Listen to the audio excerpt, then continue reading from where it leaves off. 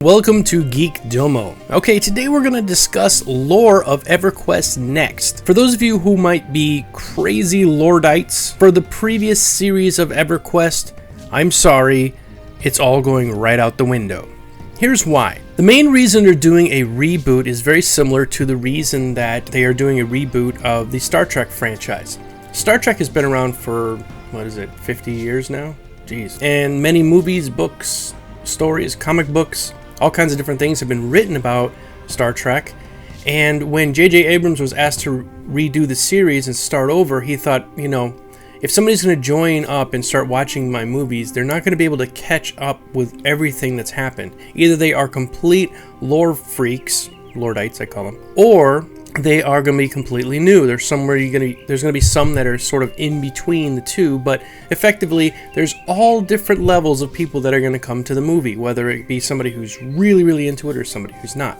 EverQuest has the same problem. 15 years ago, they came out with the game. After all this time, they've had many expansions. They've had 2 or 3 versions of the game.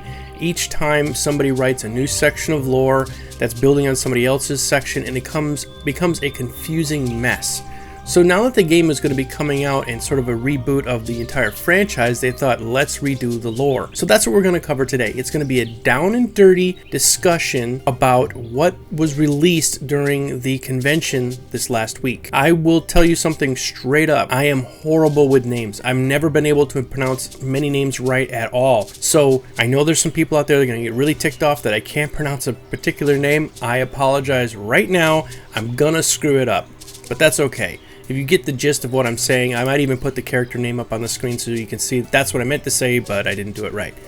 Okay, let's get into the actual lore discussion. In EverQuest Next, the reboot starts with a history of 20,000 years. There's the Age of Awakening, Age of Balance, Age of Exploration, Age of Decline, which is in the Kaldarian era, the Age of Ruin, and the Age of Strife in the Lost era. Those 2 eras are basically going to be referred to from time to time, but they're a very long time ago. We're talking about 15,000 years or so back. So many of the things that happened back then won't be even visible today. Where EverQuest Next lore starts is in the Doll era. The Doll era is the beginning of the Age of the Elves. And what happened in the Doll era is there was over 2,000 years of elven dominance. During the first part of this era is the Age of Ascension. Basically, elves learned how to use the travel spires, and they formed bonds between the other societies and races on Norath. It allowed them to do a lot of exploration. Because of this, they formed many bonds with new races and things, and so the next age in the Doll era becomes Age of Allies. During this time, they formed an alliance with the Dragons. The Age of Allies is considered the golden age of Norath. Basically, everything was working really well. The elves were sort of not really in control, but basically they were the elite of society. They helped bring together the entire planet into an age of peace, and yes, there were little skirmishes that happened here or there. Of course that's going to happen, but overall there wasn't much fighting and bloodshed in this time period. Between the Age of Allies and the next age, which is the Takish Age, the Sishar War began. Now, the Sishar are kind of a, for lack of a better word, Naga-looking creature. They have snake lower bodies and human type upper halves. So the Sishar began attacking the elves, and they pushed them way back, and they nearly completely conquered Norath. How they did it was they went through one of the portals and they arrived on Norath. The only thing that saved the elves was actually the allies that they had created during the time period of the Age of Allies. The elves together with the allies pushed them back. Portal was closed. End of the Sishar War. What happens next is called the Takish Age, and that's the end of the Doll era. Now, prior to the war starting, the elves actually had made friends with the Sishar, and they thought, well, there's just another race, we'll go ahead and become friendly with them. And after the Sishar kind of turned their backs and backstabbed the elves became super paranoid. So a group of elitist elven people called themselves the Coadal. Basically, they were formed from the elven nobility, and the initial goal of this society was to protect the interest of the elves, which makes sense. Eventually, they became very conceited and looked down on the other races, even the old allies that helped save their butts. So they formed what was called the Takish Empire. What they ended up doing was taking all high magic and keeping it for themselves, and they used it a lot like a nuclear deterrent. They wouldn't allow the other races any high magic, and it kept everybody at bay. Because of this, the dragons were really nervous that the elves had all this power, which makes a lot of sense. So what they ended up doing was the dragons up and left. They took off and said, we're gonna go in the mountains and hide in our caves and stuff like that. Because of this, the dragonkin, like the drakes and some of the smaller type of dragons, were enslaved by the elves. During this time period, the Takish Empire stood for well over 100 years, maybe even close to 200 years. All this happened until the Sundering. During the Sundering, the capital of Takish Hiz was destroyed. The spire that was in there imploded, and it covered the entire capital with miles of rock. So what you have now is a massive city that's underground under miles and miles of rock. Because the elves were really no longer in power, for some strange reason, all high magic stopped working. There was no high magic anymore. And the different populations were trying to vie for power at the time. This caused a very strained peace, and then began the Dragon War.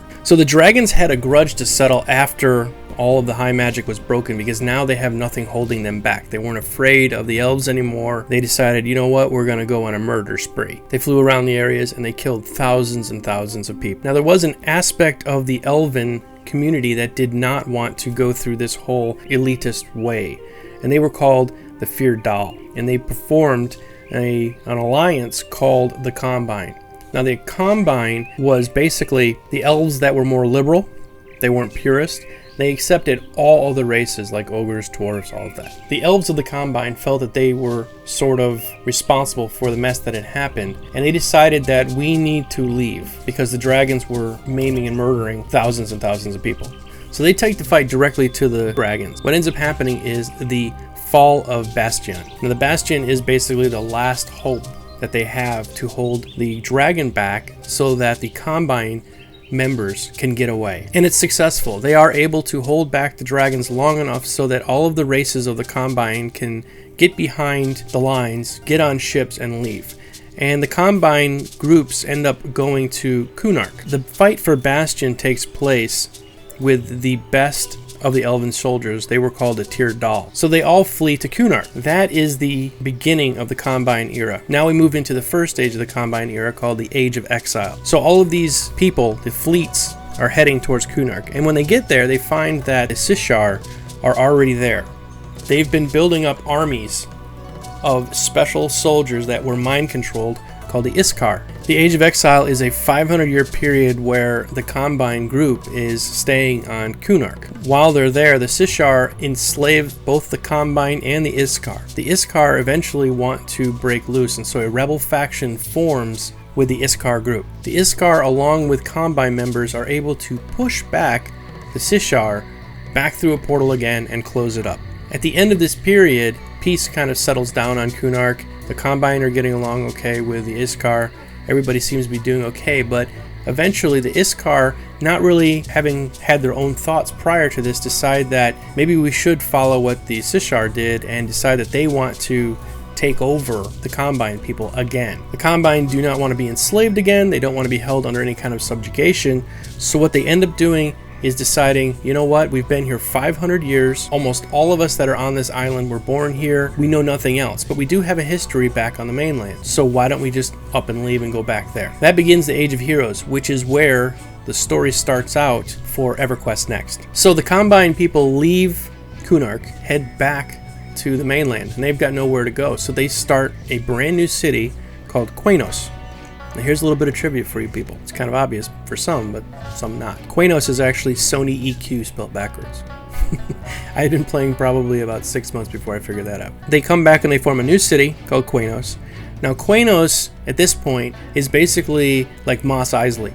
It's completely a ragtag grouping of people. The buildings are sort of more like huts. They're not majestic places that EQNext becomes later on. And that's where you're going to start the game. You're going to start the game in EQNext as one of the races of the Combine that are coming back to resettle the area. Alright, that's it for our episode on the basic lore of EverQuest Next. This is as it stands today, which is now August 8th, 2013. In months or years to come, if you watch this video, things might have changed, but this is the way it was today. Thanks a lot for watching. We will go into some more detail in the lore in another episode coming up later on. We will cover the religion and the gods and some of the other things that I might have missed during this particular episode. So thanks a lot for watching, everybody. This has been Geekdomo.